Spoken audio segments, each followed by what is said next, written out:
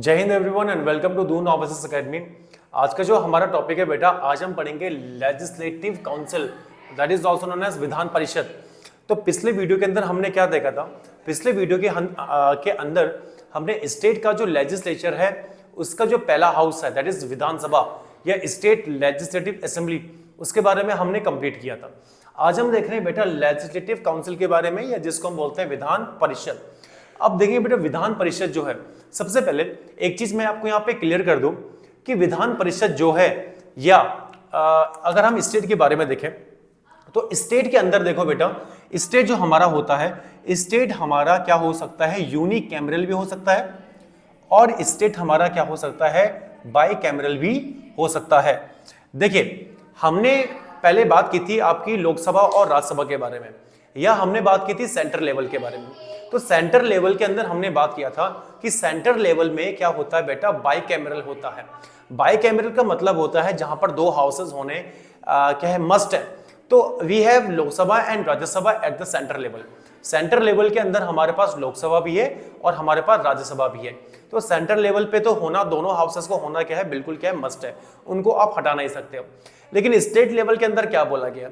State level के अंदर यह बोला गया है कि स्टेट लेवल में आपका यूनिकैमरल भी हो सकता है और आपका बाईकैमरल भी हो सकता है। मतलब स्टेट के अंदर आपका एक हाउस भी हो सकता है और स्टेट के अंदर आपके दो हाउस भी हो सकते हैं। काफी सारे स्टेट्स अगर आप यहाँ पे ये देखेंगे कि जहां जो आपके क्या है बेटा, यूनिकैमरल है, ठीक है ना, ऑलमोस्ट सारे स्टेट्स। कुछ स्टेट्स को अगर हम छोड़ दें, 6 से 7 स्टेट्स को अगर हम छोड़ दें, तो वो क्या है, आपके बाईकैमरल है। बाईकैमरल का मतलब आप ये फिर समझिए कि जिस स्टेट के अंदर आपका विधानसभा और विधान परिषद दोनों हैं, उन स्टेट को हम क्या बोलेंगे बेटा, बाईकैमरल बोलेंगे। यूनिकैमरल का मतलब यह है कि ऐसे स्टेट जहां पर केवल विधानसभा है या लेजिस्लेटिव असेंबली, जिसको हम बोलते हैं स्टेट लेजिस्लेटिव असेंबली है, वो आपका क्या हो गया, यूनिकैमरल यहां पे हो गया। ठीक है, जहां पे दो हाउसेस है वहां पे आपका क्या हो गया, बाईकैमरल हो गया। ठीक है ना। तो आई होप बेटा यहां तक सबको ये पोर्शन समझ में आया होगा। अब हम बात करते हैं कि जो स्टेट आपका बाईकैमरल है, राइट, जो स्टेट आपका बाईकैमरल है, तो उस स्टेट में आपका विधान परिषद भी होगा। तो हम सबसे पहले उन स्टेट्स की बात कर लेते हैं, या उन स्टेट्स के अंदर जो आपके क्या है, विधान परिषद है, उनकी बात कर लेते हैं। तो उन स्टेट्स के अंदर जो विधान परिषद है उसकी स्टेटस की हम लोग क्या कर लेते हैं, बात कर लेते हैं। तो जिन स्टेट्स के अंदर हमें आपका क्या है, विधान परिषद या ये लेजिस्लेटिव काउंसिल हमको देखने को मिलता है, तो लेजिस्लेटिव काउंसिल जो है बेटा, ये as a equivalent to the Rajya Sabha है।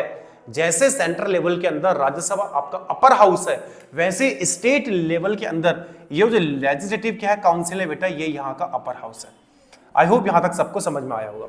जैसे राज्यसभा सेंट्रल लेवल पे अपर हाउस है, तो स्टेट लेवल में लेजिस्लेटिव काउंसिल क्या है बेटा, ये अपर हाउस है।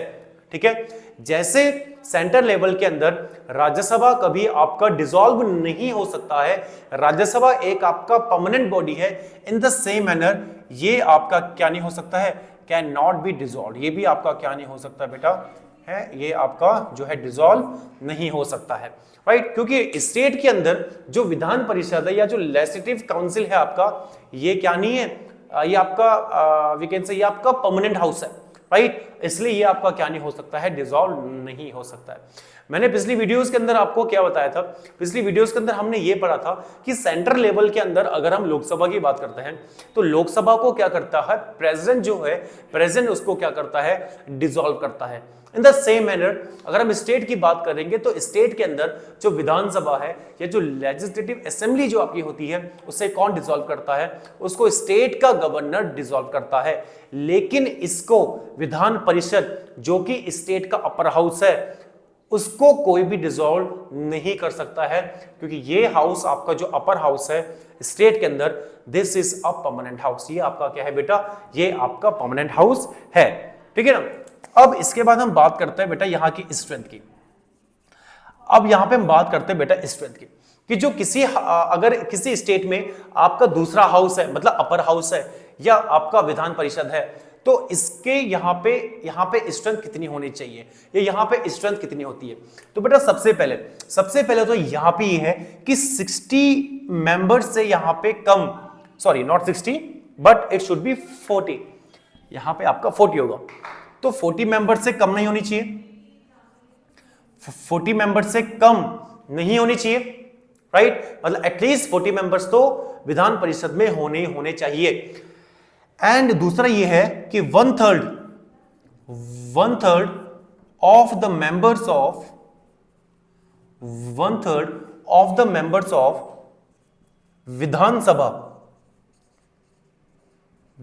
ठीक है, विधानसभा से ज्यादा नहीं होनी चाहिए। अब इसका मतलब क्या है, इसको ध्यान से आप लोग समझिए। हमने पिछली वीडियोस के अंदर क्या देखा था, हमने ये देखा था कि जो आपकी विधानसभा है, विधानसभा में क्या होता है, विधानसभा में 500 से ज्यादा मेंबर नहीं होने चाहिए, ये हमने पढ़ा था, और 60 मेंबर से कम नहीं होने चाहिए। 500 से ज्यादा नहीं होने चाहिए और 60 मेंबर से कम मेंबर नहीं होने चाहिए, ठीक है। तो आपका जो विधान परिषद है वो क्या बोल रहा है, विधान परिषद के अंदर सबसे पहला 40 मेंबर से कम मेंबर नहीं होने चाहिए। दूसरा आपका है 1/3 of the member of the Vidhan Sabha से ज्यादा नहीं होने चाहिए। मतलब ये है, मान के चल लो एक ऐसा स्टेट है, आप कोई भी एक स्टेट ले लो, एक ऐसा स्टेट है जिस स्टेट की विधानसभा, उस स्टेट की विधानसभा के अंदर मान के चल लो 300 क्या है सीट्स है, वहां पे 300 क्या है, वहां पे आपके मेंबर्स है। तो अगर हम इन 300 मेंबर्स का 1/3 करें, इन 300 मेंबर्स का 1/3 करें, ये आपका कितना आ गया, 100 आ गया, ये आपका आ गया 100 मेंबर्स, ठीक है। तो क्या बोल रहा है कि उस स्टेट की जो विधानसभा में जितनी सीटें हैं, उस स्टेट की विधानसभा में जितनी सीटें हैं, अगर आप उसका 1/3 यहां पे कर दो, जो 100 आएगा, तो इससे ज्यादा वहां पे उस स्टेट की विधान परिषद में मेंबर नहीं होने चाहिए। तो बेटा आई होप ये दोनों पॉइंट सबको समझ में यहां पे आया होगा। एक बार फिर सुनेंगे, 40 मेंबर से कम नहीं होने चाहिए। दूसरा, जितने उस स्टेट की विधानसभा में मेंबर होंगे, अगर आप उसका 1/3 यहां पे कर दो, तो उससे ज्यादा मेंबर नहीं होने चाहिए। तो ये आपका इसके अंदर क्या है बेटा, स्ट्रेंथ है। तो आई होप यहां तक सबको बेटा समझ में आ रहा होगा। तो हमने क्या देखा अभी तक, हमने स्टेटस इसका देखा कि स्टेटस क्या है, हमने इसकी स्ट्रेंथ देखी कि आपकी स्ट्रेंथ क्या है, ठीक है। तो ये आपका आई होप यहां तक समझ में आ रहा होगा। इसके बाद अब नेक्स्ट टॉपिक की, अच्छा आपने स्क्रीनशॉट ले लिया होगा, मैं नेक्स्ट टॉपिक की बात करता हूं। अब देखो बेटा, इसके बाद हम बात करेंगे कि जो विधान परिषद है या आपका स्टेट लेजिस्लेटिव क्या है, यहां पे तुम्हारा काउंसिल है, इसका क्रिएशन कैसे होता है और इसका अबॉलिशन कैसे होता है। देखो, इसका हम कैसे क्रिएट करते हैं, इसका क्रिएशन कैसे होता है, इसका क्रिएशन एंड अबॉलिशन कैसे होता है। देखो, अब मैं यहां पे लिख रहा हूं बेटा अबॉलिशन। अब आप बोलोगे सर अभी तो आपने बोला कि विधान परिषद एक आपका परमानेंट हाउस होता है स्टेट के अंदर, it can never be dissolve. So yes, और अभी आप कह रहे हो कि यहां पे अबॉलिशन है, तो बेटा इसके बीच में अंतर समझो। आपका डिसॉल्व का मतलब होता है कि विधान परिषद अभी है, उसे केवल डिसॉल्व कर दिया गया है, उसे केवल डिसॉल्व यहां पे कर दिया गया है, ठीक है। अगर हम बात करें आपका किसकी, डिसोल्यूशन की, तो डिसोल्यूशन का मतलब होता है कि बेटा किसी हाउस को क्या करते हैं आपका, स्पेशली मेनली जो स्टेट के अंदर आपका विधानसभा होता है और सेंटर के अंदर हमारा लोकसभा होता है, तो उनको क्या कर दिया जाता है, आपका डिसॉल्व कर दिया जाता है। मतलब पूरे हाउस को ही खत्म नहीं करते हैं, बट हाउस अभी है, बट उसके मेंबर्स का जो आपका क्या टेन्योर है वो खत्म हो चुका है, तो उनको डिसॉल्व करना, फिर कल को वहां पे दूसरे लोग वहां पे आएंगे, राइट। लेकिन यस, विधान परिषद आपका डिसॉल्व कभी नहीं होता है, वो परमानेंट हाउस है, लेकिन यस उसका अबॉलिशन हो सकता है। अबॉलिशन का मतलब यह है कि हम उस पूरे के पूरे हाउस को अबॉलिश कर सकते हैं, हम पूरे हाउस को ही खत्म कर सकते हैं। या तो उससे हम क्या कर सकते हैं, क्रिएट कर सकते हैं, उसको बना सकते हैं, या तो हम उससे पूरा का पूरा खत्म कर सकते हैं। लेकिन अगर एक बार हाउस बन गया, राइट, अगर एक बार हाउस आपका क्या हो गया, क्रिएट हो गया, तो उस हाउस को आप जो हमारे गवर्नर हैं उसको क्या नहीं कर पाएंगे, उसको डिसॉल्व नहीं कर पाएंगे। अगर उसे खत्म ही करना है तो उसे पूरा अबॉलिश करना पड़ेगा, पूरे हाउस को ही खत्म करना पड़ेगा, राइट। आई होप यहां तक समझ में आया होगा आप सबको। तो बेटे अगर हम क्रिएशन की बात करेंगे तो इसका क्रिएशन कैसे होता है, तो अगर मान के चल लीजिए एक आपका स्टेट है, आप मान लीजिए उत्तर प्रदेश। उत्तर प्रदेश के अंदर आपकी बहुत सारी मतलब काफी सारी क्या है वहां पे जनसंख्या है, काफी हैवी पॉपुलेशन है। तो जो उत्तर प्रदेश है, तो उत्तर प्रदेश की जो आपकी क्या है वहां पे आपकी विधानसभा, जो वहां पे स्टेट लेजिस्लेटिव असेंबली है, स्टेट लेजिस्लेटिव असेंबली या विधानसभा को ऐसा लगता है कि हमारे पास क्या होना चाहिए, एक और हाउस होना चाहिए, जिसको हम बोलते हैं आपका अपर हाउस, विधान परिषद होना चाहिए। तो विधानसभा में क्या होगा, उस उत्तर प्रदेश की जो आपकी क्या है विधानसभा है, वो विधानसभा क्या करेगी, उत्तर प्रदेश की जो है आपकी विधानसभा क्या करेगी, एक रेजोल्यूशन को पास करेगी। एक यहां पे रेजोल्यूशन को क्या करेगी, 1/3 जो आपका होता है 1/3 मेजोरिटी से यहाँ पे क्या करेगी, पास करेगी। अब वो रेजोल्यूशन अगर उस यूपी की उत्तर प्रदेश की विधानसभा से पास हो गया, फिर वो रेजोल्यूशन किसके पास जाता है बेटा, वो रेजोल्यूशन जाता है आपका पार्लियामेंट के पास। वो रेजोल्यूशन अगर आपका किसके पास जाता है, पार्लियामेंट के पास जाता है। अब अगर पार्लियामेंट क्या करता है एक्सक्यूज मी, अब अगर पार्लियामेंट क्या करता है, पार्लियामेंट अगर उस रेजोल्यूशन को सिंपल मेजोरिटी से पास कर देता है, ठीक है, सिंपल मेजोरिटी का मतलब आपका बेटा ये होता है कि 50% वाला जो होता है, राइट, 50%। तो अगर पार्लियामेंट ने उसको सिंपल मेजोरिटी से पास कर दिया, लोकसभा और राज्यसभा ने, पार्लियामेंट ने, तो उस स्टेट के अंदर क्या आपका क्रिएट हो जाएगा, उस स्टेट के अंदर अपर हाउस या विधान परिषद क्रिएट हो जाएगा। अगर पार्लियामेंट ने भले ही विधानसभा ने उसको यहां पे क्या कर दिया है, पास कर दिया है, रेजोल्यूशन को पास कर दिया है, मान लो यूपी मैंने एग्जांपल दिया, यूपी की विधानसभा ने ये पास कर दिया कि भाई हमें क्या चाहिए, एक विधान परिषद चाहिए, लेकिन जब वो पार्लियामेंट के पास वो रेजोल्यूशन आता है, अगर पार्लियामेंट ने यहाँ पे उसको पास नहीं किया, तो आपका जो विधान परिषद है वो आपका क्या नहीं होगा, वो आपका क्रिएट नहीं होगा। इसका मतलब क्या है, इसका मतलब यह है कि विधानसभा को जो है बनाने की पावर मेनली किसके पास है, पार्लियामेंट के पास है। चाहे उसको विधानसभा पास करे चाहे ना करे, मेनली पावर किसके पास है, पार्लियामेंट के पास है, कि पार्लियामेंट उस विधान परिषद को उस स्टेट में बनाने के लिए यस भी बोल सकती है और नो भी बोल सकती है, राइट। तो जैसे इसका क्या क्रिएशन है, वैसे ही इसका क्या है बेटा, अबॉलिशन भी होता है। मान के चल लीजिए यूपी है, अब यूपी की विधानसभा ने ये बोला कि भाई मान के चल लीजिए ये पूरा आपका हुआ, प्रोसेस हुआ और आपका क्या हो गया, क्रिएशन हो गया, तो यूपी में आपकी आ गई क्या, विधान परिषद आ गई। लेकिन अब यूपी गवर्नमेंट 4-5 साल बाद, 5-6 साल बाद, 8-10 साल बाद ये बोल रही है कि भाई अब नहीं चाहिए हमें विधान परिषद, अब हमको विधान परिषद नहीं चाहिए। तो यूपी को जो विधानसभा है उसे क्या करना पड़ेगा, उसको सेम 1/3 मेजोरिटी से एक रेजोल्यूशन को पास करना पड़ेगा कि भाई हमें क्या है, अपने स्टेट में विधान परिषद की अब कोई नीड नहीं है। तो अब यहां से पास होने के बाद किसके पास जाएगा, पार्लियामेंट के पास जाएगा। अब अगर पार्लियामेंट ने उसी बिल को, उसी रेजोल्यूशन को सिंपल मेजोरिटी से पास कर दिया, तो वो आपका क्या हो जाएगा, वहां पे अबॉलिश हो जाएगा। तो विधान परिषद वहां पे आपका अबॉलिश हो जाएगा। अगर पास नहीं किया तो वो वहां पर तब भी रहेगा। तो आई होप ये आपके समझ में आ गया होगा कि कैसे विधान परिषद या स्टेट लेजिस्लेटिव काउंसिल का क्रिएशन होता है और कैसे उसका अबॉलिशन होता है। ठीक है, आई होप यहां तक सबको समझ में आया होगा। तो इसके बाद हम देखेंगे बेटा एक न्यू टॉपिक के बारे में। इसके अंदर न्यू टॉपिक है आपका, सॉरी न्यू एक पॉइंट है इसके अंदर, डेट इज टर्म या आपका टेन्योर। तो जो आपका विधान परिषद है या आपका लेजिस्लेटिव काउंसिल जो होता है, इसका टेन्योर कितना होता है? तो बेटा इसका टेन्योर आपका उतना ही होता है जो कि हमने राज्यसभा के अंदर पढ़ा था। हमने क्या देखा था, राज्यसभा का कितने साल का होता है, 6 साल का होता है, 6 इयर्स का टेन्योर होता है। और एवरी 2 इयर्स के अंदर, हर 2 साल के अंदर 1/3 मेंबर जो है इसके क्या होते हैं, रिटायर होते हैं। ये हमने उसके अंदर ये देखा था। तो सेम आपका किस में आएगा, सेम आपका स्टेट की जो विधान परिषद है उसके अंदर भी आएगा कि विधान परिषद के जो आपके members excuse me, Vidhan Parishad के जो आपके मेंबर्स होते हैं उनका टेन्योर कितना होता है, 6 इयर्स का होता है। और लेकिन हर 2 साल बाद कितने मेंबर, 1/3 मेंबर आपके क्या होते रहते हैं, रिटायर होते रहते हैं। तो सेम जैसे राज्यसभा के अंदर हमने पढ़ा था, वही आपका किसके अंदर आएगा, विधान परिषद के अंदर भी आएगा। तो बेटा आई होप यहां तक सबको ये पोर्शन समझ में आ रहा होगा।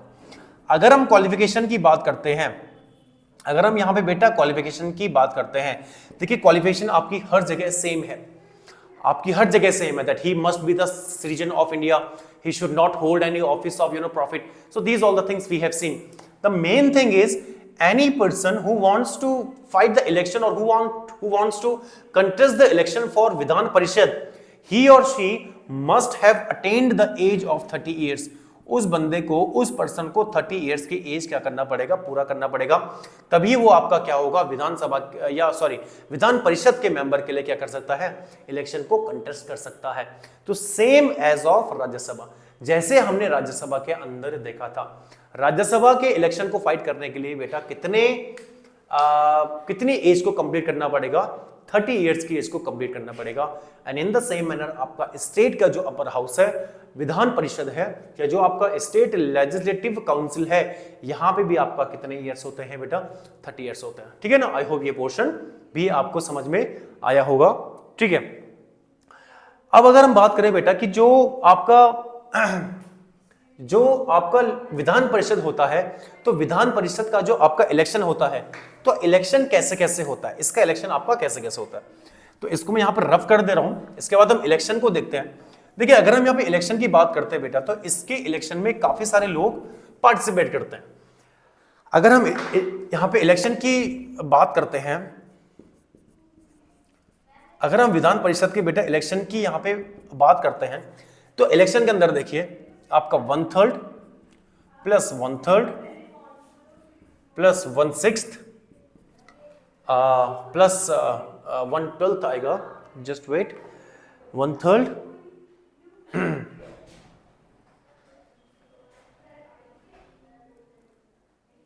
ठीक है, और 1/6 यहां पे 1/12 एंड प्लस 1/12। ये बेटा आपको याद रखना है, ये जो कॉम्बिनेशन मैं आपको बता रहा हूं ये आपको याद रखना है। 1/3 1/3 1/6 1/12 एंड 1/12। सबसे पहले देखिए, सबसे पहले आपको 1/3, ये वाला जो 1/3 है, ये वाला 1/3 जितने भी देखिए, जितने भी उस जब मान के चल लीजिए यूपी, तो यूपी की जो आपकी विधान परिषद है, उसके अंदर जितने भी आपकी क्या है, आपकी सीटें होंगी, उन सीटों को इस वीकेंड से प्रपोर्शन में डिवाइड कर दिया जाता है। तो उस जितनी भी सीटें होंगी, उन सीटों को 1/3 मेंबर कौन इलेक्ट करके भेजेगा, तो बेटा ये हो गया आपका लोकल गवर्नमेंट, जो आपकी लोकल गवर्नमेंट होती है। लोकल गवर्नमेंट आपने देखा होगा, जो उस स्टेट की आपकी पंचायत हो गई, उस स्टेट की आपकी म्यूनिसिपैलिटीज हो गई, उस स्टेट की आपकी म्यूनिसिपल कॉर्पोरेशन हो गया। तो उस स्टेट की जो लोकल गवर्नमेंट है, वो कितने लोगों को, कितने मेंबर्स को इलेक्ट करेगी फॉर विधान परिषद, तो 1/3 मेंबर को इलेक्ट करेगी। ठीक है, फिर दूसरा आपका 1/3 आता है। देखिए बेटा, ये 1/3 वाला जो पोर्शन है, इस पे आपका क्या है, ठीक है, 1/3 मेंबर जो है आपका, ये 1/3 मेंबर बाय लेजिस्लेटिव असेंबली, जो उस स्टेट की आपकी विधान परिषद सॉरी विधानसभा होगी, उस स्टेट की जो विधानसभा होगी, या उस स्टेट की जो आपकी लेजिस्लेटिव असेंबली होगी, वो क्या करेगी, 1/3 मेंबर को वहां पे क्या करेगी, इलेक्ट करेगी। ठीक है, तो पहला 1/3 हमने देखा कि जो उस स्टेट के अंदर जितनी भी लोकल गवर्नमेंट है, पंचायत हो गया, म्यूनिसिपैलिटीज हो गई, या म्यूनिसिपल कॉर्पोरेशंस हो गए, तो वो 1/3 करेंगे। उस स्टेट की जो विधानसभा है, या जो लोअर हाउस है, वो कितने मेंबर को वहां पे इलेक्ट करेगा, 1/3 मेंबर को वहां पे बेटा क्या करेगा, इलेक्ट करेगा। इसके बाद की अगर हम बात करते हैं, तो आपका बेटा आता है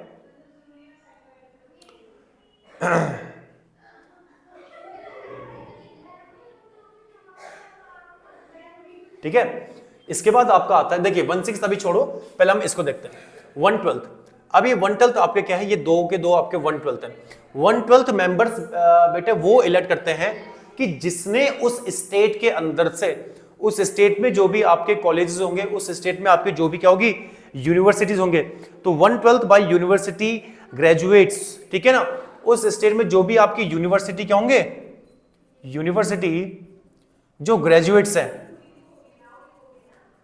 जो उस स्टेट में आपके यूनिवर्सिटी क्या है बेटा, ग्रेजुएट्स है, और इन ग्रेजुएट वाले जो हैं, इनको कम से कम 3 साल हो चुके हैं ग्रेजुएशन किए हुए। ठीक है, ग्रेजुएशन किए हुए कितने साल हो चुके हैं, 3 साल हो चुके हैं। तो जो यूनिवर्सिटी ग्रेजुएट्स हैं, वो कितने मेंबर को इलेक्ट करेंगे विधानसभा के लिए, 1/12 मेंबर्स को वहां पे करेंगे।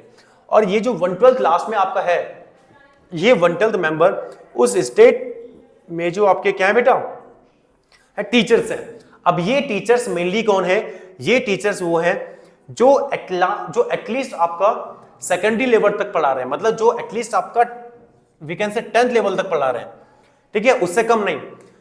और जिनको 10th एटलीस्ट 10th पढ़ाते पढ़ाते कितने साल यहाँ पे हो चुके हैं, 3 इयर्स, 3 साल हो चुके हैं, ठीक है। जिनको 10th तक पढ़ाते पढ़ाते एटलीस्ट कितने साल यहाँ पे हो चुके हैं, 3 साल हो चुके हैं।